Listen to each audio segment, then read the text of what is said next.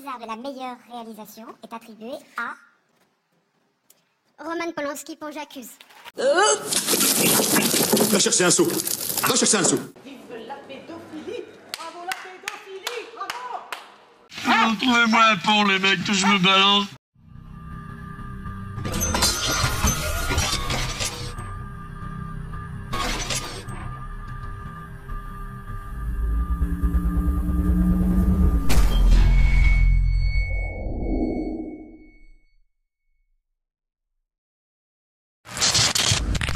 Les petits enfants de la patrie avaient le peuple. Aujourd'hui, nous allons revenir sur un énième scandale bien calculé, qui consiste de nouveau à diviser pour mieux régner. Mais cette fois-ci, c'est dans le milieu putride et suffisant du cinéma français, qui, depuis la chute du port d'Hollywood, le juif Weinstein aura fait naître une opposition entre deux mafias totalitaires, le lobby juif et pro-israélien, et le lobby vaginocrate, pour ne pas dire féministe. En clair, baston au sommet de la chialerie victimaire pour prendre le trône et continuer d'enfoncer un peu plus la tête des Français dans le seau de merde quotidien.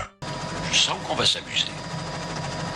Je veux parler bien sûr de la houleuse polémique relative à la dernière cérémonie des Césars, où le cinéaste juif de Pologne, Roman Polanski, violeur et pédocriminel considéré comme fugitif aux États-Unis depuis 45 ans, mais protégé bien gracieusement par sa communauté de lumière, a été césarisé pour la 8e et 9e fois de sa carrière, pour son film J'accuse, énième long métrage propagandiste pour sacraliser le juif et culpabiliser la France comme d'habitude. Voici un florilège. Révoltée, Adèle Haenel quitte la salle. Elle s'écrie « C'est une honte ». Protestation contre ce prix décerné malgré les accusations d'abus sexuels. Roman Polanski pour J'accuse.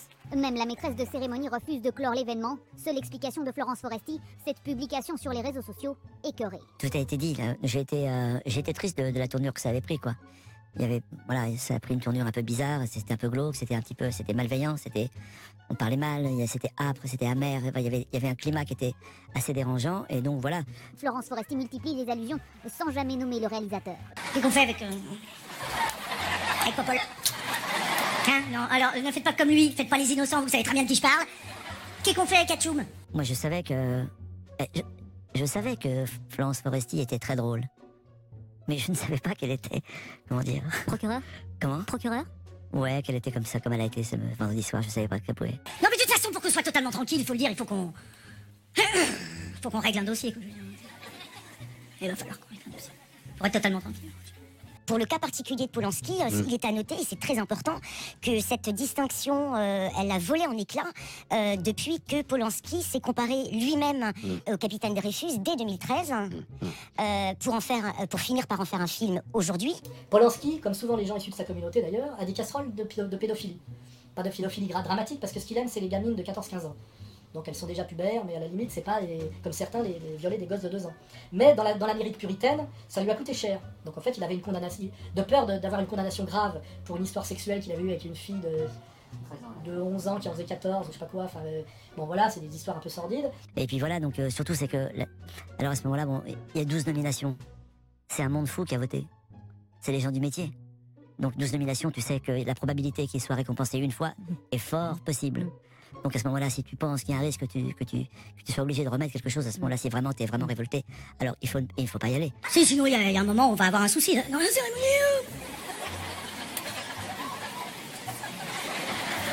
Il y a 12 moments où on va avoir un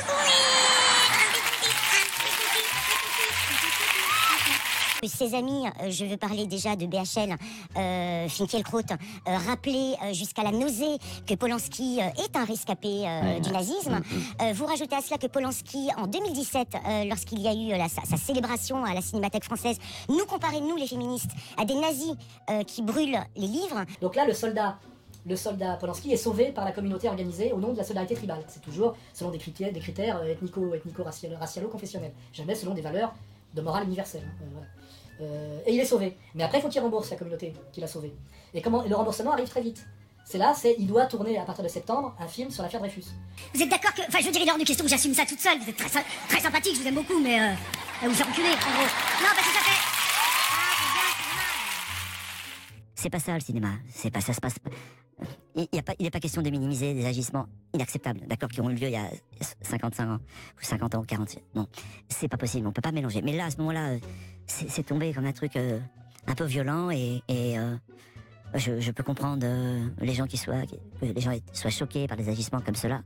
Mais est-ce que c'était l'endroit? Je pense pas que c'était l'endroit. Donc vous rajoutez tout ça à ça, on voit parfaitement que le transfert entre le capitaine Dreyfus et Polanski, c'est lui qui l'a fait. C'est-à-dire que c'est lui, en quelque sorte, qui fait la confusion entre l'artiste, entre son œuvre et l'homme. Donc on ne peut pas nous reprocher à nous de ne pas la faire, puisque c'est lui-même qui nous l'impose, quelque part. Voilà, l'affaire Dreyfus, qui était déjà à l'époque une manipulation d'un cas sans intérêt, pour disqualifier l'armée où s'était réfugiée l'aristocratie française, et rendre incritiquable la communauté dominante, qu'il était déjà largement à l'époque, à travers un espèce de BHL de l'époque qui voulait se faire mousser le gros doudou, qui était Zola, avec son J'accuse, hein, c'est du BHL avant l'heure. C'est la question que vous vous posez, est-ce que c'était l'endroit, effectivement, pour régler des comptes? Ou alors il fallait pas venir, comme Daroussin. J'aime beaucoup Daroussin, mais qu'est-ce qu'il a été s'énerver à bafouiller, c'est vraiment scolaire, on aurait dit une cour de récréation. Il a bafouillé le nom, ne pas le prononcer. Alors ne viens pas, ne le fais pas. C'est tout. Une gamine de 13 ans a été violée après avoir été alcoolisée et droguée. J'utilise sciemment, je n'utilise pas le conditionnel pour cette affaire, parce que Roman Polanski a fait ce qu'on appelle un aveu de culpabilité devant la justice américaine, donc il a avoué, d'accord, avoir violé cette jeune femme. Écoutez, Roman Polanski est un pédocriminel qui a drogué, sodomisé et violé une jeune femme de 13 ans. J'ai besoin d'en dire plus, ça suffit pas. Je pense pas que Polanski, à l'âge qu'il a, avec la carrière qu'il a envie de se taper un film sur l'affaire Dreyfus. Mais je pense qu'il est obligé de le faire, parce que c'est comme dans la mafia, on t'a sauvé, mais il faut que tu rembourses. Et tu vas nous faire un beau film sur l'affaire Dreyfus, Polanski, qui sera nommé évidemment aux Césars, aux Oscars, etc., peut-être qu'il y aura des prix. Fourniture de substances réglementées à une mineure, acte obscène sur une enfant de moins de 14 ans, relations sexuelles illégales, viol par usage de drogue, perversion et sodomie. D'accord? Ça, ce sont les actes d'accusation qui sont retenus. À partir de ce moment-là, excusez-moi, pourquoi est-ce qu'on doit se justifier? Quand on parle, alors Karim a pris de bon exemple, les ouvriers, mais un prêtre pédophile, est-ce qu'on va dire, mais il fait des bonnes messes, mais il a touché le zizi des petits garçons, donc... Il y en a quand même beaucoup en liberté aujourd'hui. Il y a un naïf qui dit il faut arrêter de vouloir séparer l'homme de l'artiste. C'est un concept des hommes puissants pour les hommes puissants. Un boulanger qui viole un enfant, lui dirait rien parce qu'il fait des bonnes baguettes. Je suis pas sûre que les gens iraient dans leur boulangerie. On va nous faire un film sur l'affaire Dreyfus par Polanski, où ça sera bien. Vous voyez, la critique de la domination communautaire est toujours une stigmatisation, un préjugé sur des critères raciaux. À partir du moment où il y a une procédure de plaidé coupable, il y a eu en effet abandon des charges les plus lourdes concernant Roman Polanski. C'est la raison pour laquelle seule l'accusation de relations sexuelles illicites avec une mineure a été retenue. C'est une infraction pour laquelle la peine passible est de 4 ans maximum. Qu'est-ce qui s'est passé après? Le juge a décidé de mettre en détention Roman Polanski afin qu'il y ait une expertise psychiatrique sur lui. Si vous êtes un cinéaste de renommée, vous pouvez violer en toute impunité. Les gens, désormais, n'oubliez pas que pour être éboueur, avec le respect que j'ai pour les éboueurs, il faut un casier judiciaire vierge. Mais le mec qui viole des gens, il a le droit d'avoir une tribune, mais sans problème, et on va le payer, et il va avoir au lieu de se faire petit comme vous le dites, il pourrait se dire, c'est ça, j'ai déconné, bon, j'ai peut-être assez d'argent. Il a eu une permission à la suite, au bout de 3 mois. Qu'est-ce qui s'est passé au bout de ces 3 mois? Roman Polanski, il s'est enfui.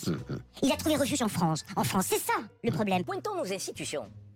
1, judiciaire qui ne l'extrade pas, et 2, nos collectivités. C'est une collectivité territoriale, la région de France, avec Madame Pécresse qui est à sa tête, donc, et qui prétend effectivement mener un combat pour la femme et autres. Je veux bien la croire, mais à un moment donné, ça se démontre aussi. Il y a des actes en politique. Donc si on finance les actes de quelqu'un qui est pédocriminel, je veux dire, quelque part, on est un peu complice aussi. C'est qu'on a affaire à un homme qui a fui la justice de son pays, alors même qu'il a avoué un crime extrêmement grave, et qui a été protégé par la France, qui a été protégé, célébré par le cinéma français depuis 1979. Vous pouvez appeler au boycott, mais vous lui faites de la pub. C'est pour ça que je dis non aussi. Et c'est pour ça, moi, je pense que... Il a explosé les tu regrettes que Madame Pécresse ait financé.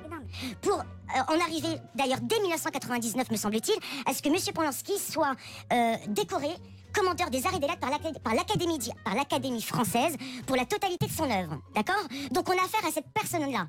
Plus, vous rajoutez à ça 5 autres femmes qui ont déclaré avoir été victimes de viol, ça nous fait un total de 6 femmes qui accusent Roman Polanski de viol. On parle de ça. Je pense que ça dessert la cause et que ça sert sa cause à lui, ça sert son film. Et deuxième chose, si c'était un homme sur scène, comme Bertrand Cantat par exemple, avec seulement l'œuvre et l'homme sur la scène, effectivement, là, c'est insupportable. Mais là, c'est une œuvre collective. Pour une victime, c'est absolument insupportable que de voir à quel point Polanski se victimise et se positionne comme une victime d'une machination démoniaque des féministes, de la justice américaine, et se présente comme le capitaine Dreyfus avec cette espèce de jet set de la pensée qui piloté par BHL, Finkielkraut, Bruckner, Catherine Deneuve. Enfin, je veux dire, c'est absolument insupportable. Il faut attendre tout. Donc, l'affaire Dreyfus expliquée comme ça est très intéressante. mais n'a rien à voir avec le catéchisme qui va nous faire subir à son corps défendant en faisant un très mauvais film de propagande, ce pauvre Polanski, à qui la mafia qui l'a sauvé lui demande effectivement de rembourser pour son sauvetage tribal. Ah bah, on va pas finir en cause. Pour commencer, il faut rappeler que le nouveau film de Polanski a eu la particularité d'avoir bénéficié de subventions publiques via le CNC et France Télévisions. Outre ses accointances idéologiques avec certains salopards connus, tels les juifs BHL ou encore Weinstein, et sur les casseroles de tonton Roman et ses victimes, telles Samantha Germer, 13 ans, ou encore Marianne Barnard, 10 ans, et j'en passe. Quand je pense que c'est la faute à Jack Nicholson tout ça, il avait dit « Mon Roman, tu fais comme chez toi » et paf, ça n'a pas loupé. Ce qu'il faut rappeler, c'est que le film J'accuse avait vu le jour grâce au juif Alain Goldman, un ex-milicien du Bétar engagé pour Israël, et le Mossad, ce maître d'œuvre promoteur du film, chanteur d'Israël, et producteur d'un film positif, ainsi que d'une série sur le Mossad, n'en est pas à son premier coup de propagande. À titre d'exemple, La Rafle, mise en scène par sa femme Roselyne Bosch, un film propagandiste à outrance sur la responsabilité de la France sur le vol d'HIV via le gouvernement de Vichy, alors que ce dernier n'était pas la France. Bref, le ton est fixé. L'ultrasionisme dans toute sa splendeur, mais revenons à ce qui s'est passé. Depuis l'annonce des nominations, une avalanche de pseudo-débats à la con viendra déferler dans les médias dominants, avec la question qui vaut 6 millions. Doit-on séparer l'homme de l'artiste? C'est vrai que 12 femmes qui accusent Polanski de viol et violences sexuelles, puis 12 nominations au César. Elle est pas belle la vie d'artiste? Je n'en doute pas. Rapidement, oui ou non, vous seriez resté dans la salle des Césars samedi soir après l'attribution du prix à Polanski, ou vous seriez honnêtement, j'ai pas beaucoup réfléchi à ce point-là. Je pense que le ministre de la Culture est en charge de ça. C'est à lui de Il faire la avait dit réponse. qu'il ne voulait pas que Polanski ait un prix. Vous êtes sur sa ligne. Moi, je ne m'immisce pas dans des Vous n'avez sujets. pas d'avis personnel? Si, j'ai un avis, mais je pense que vous avez des gens qui sont compétents pour faire cela. C'est un peu trop facile souvent d'avoir des points de vue tout faits sur ces questions qui sont complexes. Si on pose cette question au sinistre de l'éducation nationale, Jean-Michel Blanquer, un autre proche de la mafia de Lumière, d'après lui, on peut affirmer que le voile n'est pas souhaitable dans notre société, mais se veut prudent concernant son avis sur le pédophile Polanski. Il va oser répondre à ceci. Non, c'est pas embarrassant, mais je pense que... Alors, ça nous intéresse d'avoir votre avis. Non, en tant que ministre de mon l'Éducation avis, c'est qu'il faut nationale. être très attentif à toujours bien distinguer l'œuvre de l'auteur. Je pense que je continuerai à regarder la Joconde, même si Léonard de Vinci j'apprenais beaucoup de défauts de Léonard de Vinci. J'apprenais beaucoup de défauts de Léonard de Vinci. J'apprenais beaucoup de défauts de Léonard de Vinci. Il est idiot ou quoi? Allons bon, pour qualifier des viols sur mineurs, ce serait un défaut. On se le demande. Ainsi, le voile est moins souhaitable que la pédophilie, la grande classe. Et là, c'est le début, c'est le début. Remarquez surtout la modification intéressante, après publication, du passage consacré à Polanski dans la tribune d'avocates publiée dans Le Monde, qui évoque les affaires de violence sexuelle, la présomption d'innocence vis-à-vis du cas Polanski.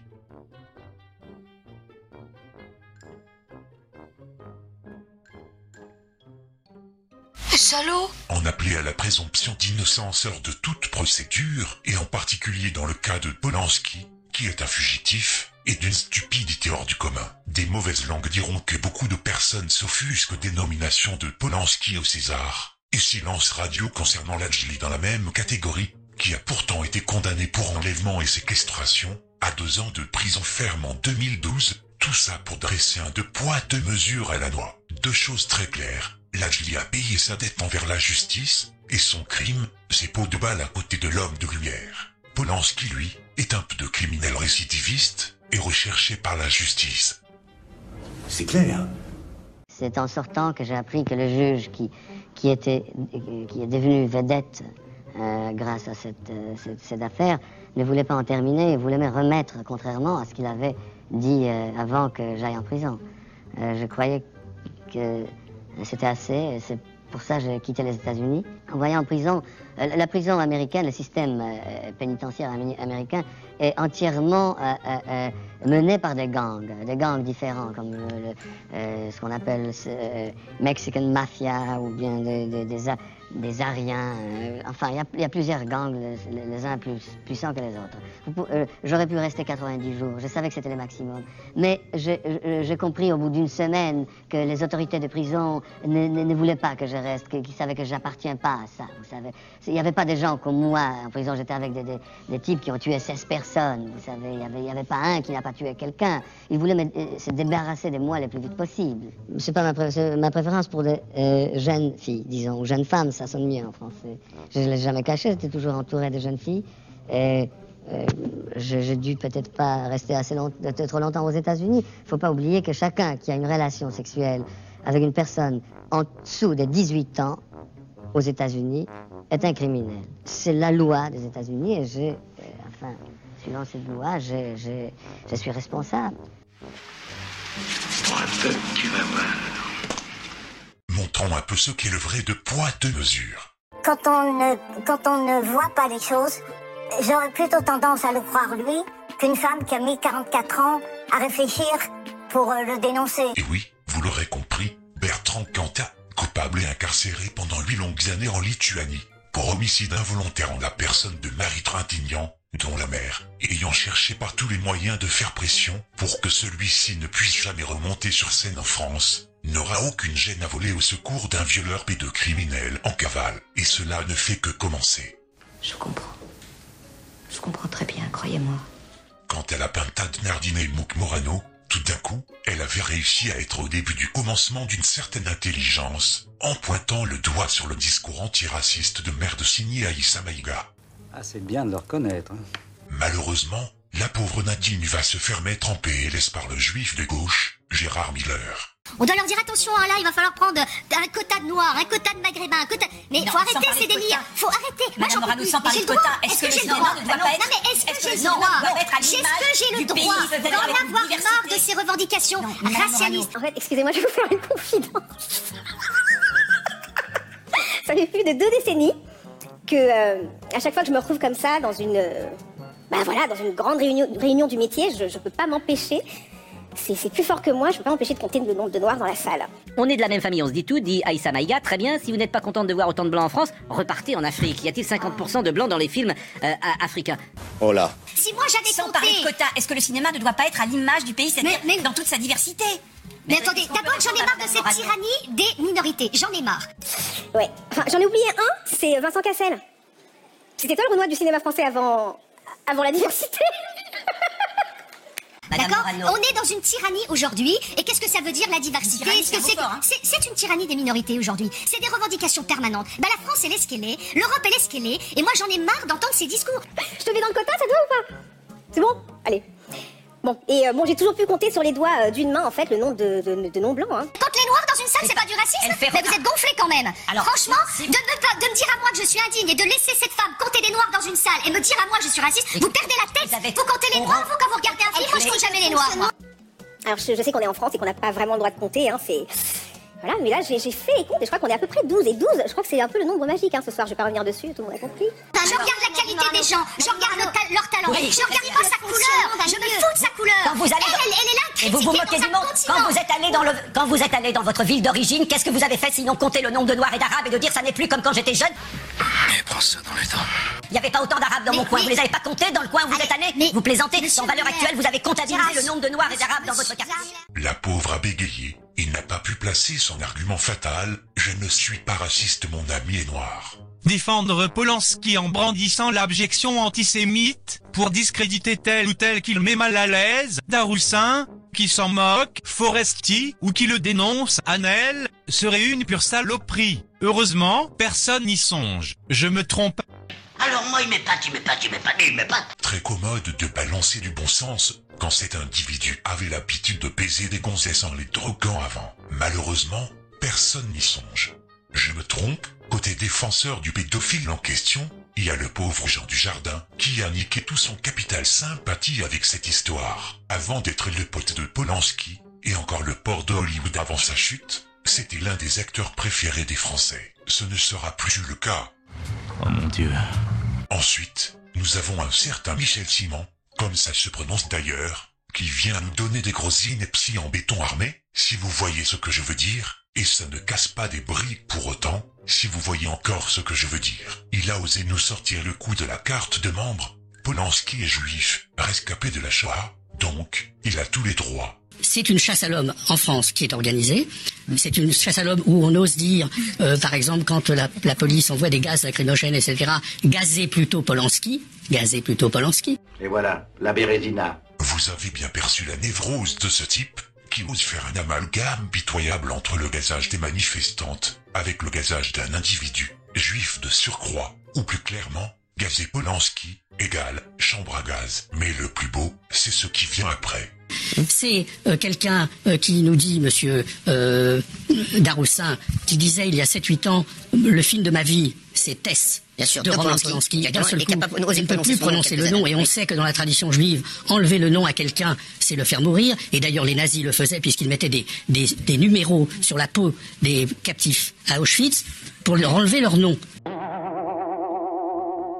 Tandis que le pauvre gauchiste tapin Jean-Paul Daroussin cède au délire et à d'autres névroses qui voient de l'antisémitisme partout, finissant par ramper sur le sol. Je m'applique, hein.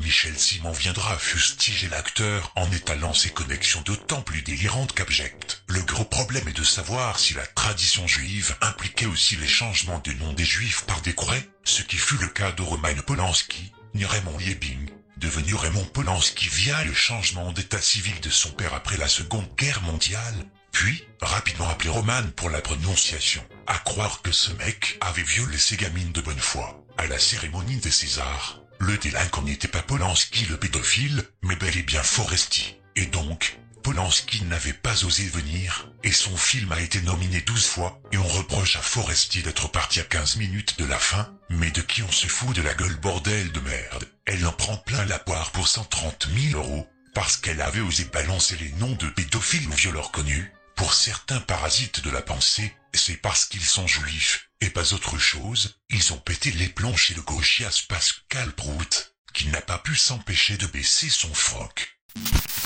Ce que disent des défenseurs, j'entendais Alain Finkielkraut invoquer la Shoah pour défendre Polanski, je sais même pas pourquoi, enfin comment le CRIF ne monte pas au créneau pour s'indigner, enfin quel est le rapport ? Comment on ose invoquer... Pardonnez-moi, c'est des raccourcis. Je l'ai lu, la tribune de Alain Finkielkraut. On peut... je veux dire... Il l'a plusieurs fois, il n'invoque pas la Shoah pour défendre Polanski. Roman Polanski, quand tu l'appelles Hatchoum, et que tu fais référence au fait qu'il fasse 1m60, faut rappeler qu'il est petit parce qu'il a grandi dans le ghetto de Varsovie. C'est une des raisons. C'est pas vrai. Mais c'est autre chose. On a le droit de dire ça. Mais c'est autre chose. Mais il n'invoque pas la Shoah pour défendre Polanski. Il le fait à chaque fois. Donnez-moi le lien entre ce qu'il a fait à la fille. Non, c'est pas le lien. C'est Hatchoum. Non, c'était le référent. Le référent. Quand tu as Hatchoum, c'est parce que effectivement, c'est quelqu'un qui a juste grandi dans le ghetto de Cracovie, qui effectivement cette enfance a été tellement perturbée qu'effectivement tu te doutes bien que tu ne pouvais pas manger et te développer. Jamais rien entendu d'aussi fort. Un roman noir. Parce que par rapport à l'histoire certains l'instrumentalisent. À chaque fois que Finkielkraut fait ça, je suis scandalisé. Ça n'a aucun rapport. Et on va pas, dès qu'on parle d'un criminel, on va pas dire ah oui mais attention, ses grands-parents ou ses parents ont été déportés. Enfin c'est injurieux pour les enfants et les petits enfants déportés, voilà. D'accord. Donc c'est aussi pour ça. C'est aussi pour ça que c'est rappelé et que c'était ce que disait Blumenfeld de qualifier quelqu'un comme ça rappelait les pires attaques antisémites de l'entre-deux-guerres. Alors ça c'est très tordu mais bougrement intelligent. Que l'affaire Polanski ressurgit, il reparle des persécutions qu'ont connues ses parents. Elle a cité 4 personnes d'autres jures qui étaient Epstein, Weinstein, Polanski et des allusions très fortes sur Patrick Bruel également. Et que ces 4 noms, certains ont repéré également que ces 4 noms étaient juifs. Ah, ça y est, les grands mots, c'est reparti. Oui, mais si vous voulez, et qu'effectivement, certains ont fait le reproche, certains à Florence Foresti de citer ces 4 noms à dessein parce que c'était 4 juifs. Ne parlons pas du juif Hanouna qui balance le cachet de Foresti dans son émission, et lui oublie de parler de ses 250 millions d'euros offerts par Bolloré sur 5 ans pour produire de la merde pour les cons. C'est bête. Et comme il faut protéger le soldat Polanski autant que possible, vous avez évidemment tout le reste de la crasse des pseudo-intellos juifs qui vient ramener sa fraise. Pourquoi le trio Weinstein, Epstein, DSK? Pourquoi pas Lajli ou Rudja? Pourquoi, quitte à sortir du cinéma, pas un prêtre pédophile au Ramadan? Et pourquoi à Bruel? N'y avait-il que ces 5-là, Weinstein, Epstein, DSK, Bruel, Polanski a cloué au pilori. Au fait Bernard, t'as des nouvelles de ton pote Weinstein depuis qu'il a ramassé 25 ans de tôle? Il est injuste, bien sûr, de faire aux gens le procès de ce qu'ils n'ont pas dit. Reste que, soit Foresti ne parle que du cinéma et DSK n'a rien à faire dans sa liste, soit elle parle du viol en général. Et alors, il est très étrange et saugrenu qu'elle ne cite que des juifs. Ah, ça te fait chier. Ça te fait chier, hein? Le point Godwin a encore été atteint. Et si cela avait été que des goyim par exemple, le commissaire politique que tu représentes aurait ouvert sa gueule pour l'occasion peut-être? Venons-en à Achum Polanski. C'était drôle. Et assez bien vu. Le problème, c'est que Madame Foresti parle d'un homme qui a survécu au ghetto de Varsovie. Et d'un film, Blanche-Neige et les Sept Nains, que Hitler adorait, et dont l'auteur était un antisémite notoire. Tu dénonces Polanski qui a drogué et sodomisé une enfant de 13 ans, et en face, on te sort le ghetto de Varsovie, l'antisémitisme et Hitler. Le bouclier de la Shoah, rendre intouchable et incritiquable la communauté que l'on ne peut pas nommer et qui peut se permettre de dominer la France. Mention spéciale au salopard de Becbédé et sa chronique à charge contre l'humoriste pour soutenir un pédophile notoire. La cérémonie des Césars a confirmé, de façon particulièrement répugnante, tout ce que je dénonce dans mon livre sur le rire dictatorial. Une soirée qui devrait être un hommage au cinéma est devenue un festival de stand-up pitoyable, une meute de hyènes en roue libre. Chacun y est allé de son sketch pas drôle, comme dans un spectacle du Club Med. Tu veux aller là ce soir? Je te pose la question à toi, parce que Gabriel est insomniaque mais pas somnambule. Moi j'allais me coucher. On va coucher Gabriel, avec une gamine de 12 ans et demi. Là aussi, parce que je regardais l'image et je voyais bien que Monsieur Becbédé était un petit peu gêné, et tu te dis mais qu'est-ce que tu dois avaler comme couleur pour faire partie de ce monde-là? Qu'est-ce qu'il faut? Non mais c'est quand même. Enfin, je pense qu'il avait l'air un petit peu plus gêné que les deux autres. En tout cas, bien plus gêné que Monsieur Madnev. Et je me dis, dis donc, tu dois vraiment, pour faire partie de l'élite entre guillemets, avaler ce genre de paroles. Et nous, on va aller voir des putes de 62 ans. Pourquoi on ne ferait pas l'inverse? Pour une fois. On devrait intervenir. Nous, on coucherait avec des gamines de 12 ans et demi, et lui, il irait avec des. Je ne sais pas si on lui donnerait aujourd'hui parce que précisément il y a un regard qui a totalement changé sur cette époque et on en parlait à l'instant avec le mouvement MeToo et c'est vrai que du coup moi le livre de Vanessa Springora je l'ai pris vraiment comme un choc extrêmement troublant de se dire que voilà on avait la version de Gabriel Matzneff sur cette histoire et puis là on a une version avec un traumatisme qui a duré des décennies et oui on se sent horriblement coupable bien sûr. Où est passé le cinéma? Cette pauvre Florence Foresti qui s'est fait connaître dans des imitations costumées chez Ruquier se prend désormais pour une grande intellectuelle, obligée de dispenser son opinion sur le bien et le mal. Elle plaisante sur la taille de Polanski pour l'enfoncer en son absence. La même tête de turc pendant 3 heures. Elle ne connaît rien ni au cinéma ni au droit pénal, mais on lui confie le pouvoir et elle s'en sert avec une violence absolue. Alors il aurait pu se rebeller s'il était un peu plus fort, mais bon, je vais pas le juger, mais c'est juste que de dire on ne savait pas parce que lui il a dit, il était fait partie du jury qui avait remis un prix à Monsieur Matzneff. Et il a dit oui, mais si j'avais su, on n'aurait pas remis le prix. Bah tu savais donc. Voilà, donc c'est la preuve. Le tribunal fédéral suisse a jugé que Polanski avait purgé sa peine. Florence Foresti et Adèle Haenel s'improvisent juges. Sont-elles plus compétentes pour dire le droit que le tribunal fédéral suisse, juridiction suprême de la Confédération helvétique? C'était dans Le Monde fin décembre, vous avez dit à la fois que Gabriel Matzneff était indéfendable, mais qu'il restait votre ami. On peut être ami avec un pédophile? Je peux pas enfoncer quelqu'un qui est déjà à terre et qui fait l'objet d'une chasse à l'homme. Et d'une enquête de la justice. Je suis consterné, effaré, et je pense que c'est tout un milieu, toute une époque qui doit s'interroger sur comment on a pu laisser faire ça. Voilà, c'est surtout ça. Elle se dit écœurée, elle est écœurante. La bien-pensance est une intolérance. Comment expliquer à une comique professionnelle que le grand art se situe par-delà le bien et le mal? Que signifie cette blague? J'accuse, un film sur la pédophilie dans les années 70. C'est une plaisanterie? Tous les autres, c'est pas qu'il est gêné, c'est que tout le monde admettait ça. Et je suis ravie qu'aujourd'hui, plus personne ne puisse dire ça à la télé. C'est-à-dire que, encore heureux aujourd'hui, si quelqu'un disait « Mais tout était admis à l'époque, sous prétexte que tu étais un peu protégé par le petit milieu de Saint-Germain-des-Prés, tu pouvais dire n'importe quoi et surtout faire n'importe quoi. » J'accuse est le titre d'un article d'Émile Zola qui dénonçait une injustice, comme Voltaire lors de l'affaire Calas. En réduisant J'accuse au casier judiciaire de son réalisateur, ce qu'elle ne fait pas avec Lajli, Florence Foresti ne se rend même pas compte qu'elle reproduit l'injustice de l'affaire Dreyfus. Mais c'est la question que tout le monde se pose. Je suis extrêmement confus et malheureux de cette situation, et surtout de la souffrance de Vanessa. Ils sont répugnants, voilà. Et Monsieur Becbédé, quel que soit l'âge qu'il ait eu à l'époque, c'est répugnant. Ou Ardisson aussi, parce que Ardisson qui pose des questions. Elle condamne 50 ans après les faits, considère que de nouvelles accusations, prescrites et non prouvées, suffisent à juger un homme sans avocat. Elle reproduit la tragédie que raconte Polanski. Pauvre type, espèce de con, t'es vraiment rien qu'une merde. Et pour finir, Olivier Carbone, directeur de casting à moitié bon de films notables et ultrationniste jusqu'à la trogne, qui avait déjà bossé pour le pédophile en chef dans un mini-navet en 2007, avait complètement pété un câble suite au départ retentissant et précipité d'Adèle Haenel pendant la cérémonie des Césars. Lorsque Polanski avait reçu le prix de la meilleure réalisation, il s'était juré de détruire sa carrière par la suite. Il doit pas être content. Merci mon Lambert de remettre les pendules à l'heure. Vu mes sources à NL, tu vas avoir une bonne surprise très prochainement, avec une bonne omerta. Carrière morte bien méritée qui te pend au nez. Vous êtes tous des gros minables de vous comporter comme une hyène sur Polanski. Vous n'aviez qu'à pas y aller à la cérémonie, un point, c'est tout. Avec des fautes d'orthographe comme d'habitude, mais ces gens-là savent pas écrire, on le sait.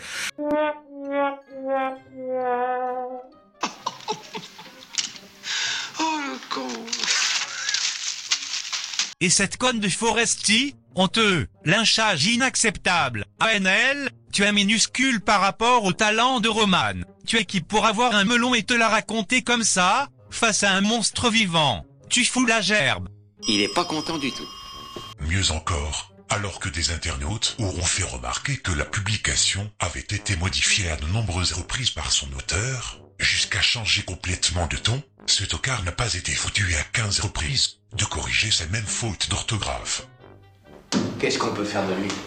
Par conséquent, Haenel est gratifié d'une casserole, celle de son admiration pour l'écrivain Céline, considéré comme un antisémite notoire. Oh la chienne! Manque de bol, cela n'empêchera pas à la comédienne de signer un contrat avec une grosse production hollywoodienne, un milieu qui avait déjà giclé depuis des années. L'intouchable Polanski. Conclusion à cette soirée désastreuse des Césars 2020, qui sentait bon la fin de règne d'un milieu fermé et arrivé au bout de ses contradictions, le conflit entre l'élite de Lumière et la castration des Bignoles ne fait que commencer, et nous, membres du puissant lobby conspirationniste que nous représentons, on comptera les points.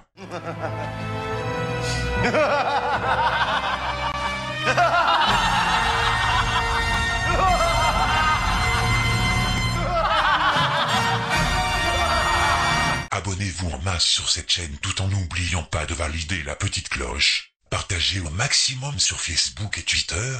Et réfugiez-vous sur VK, le Facebook russe, ainsi que sur Discord.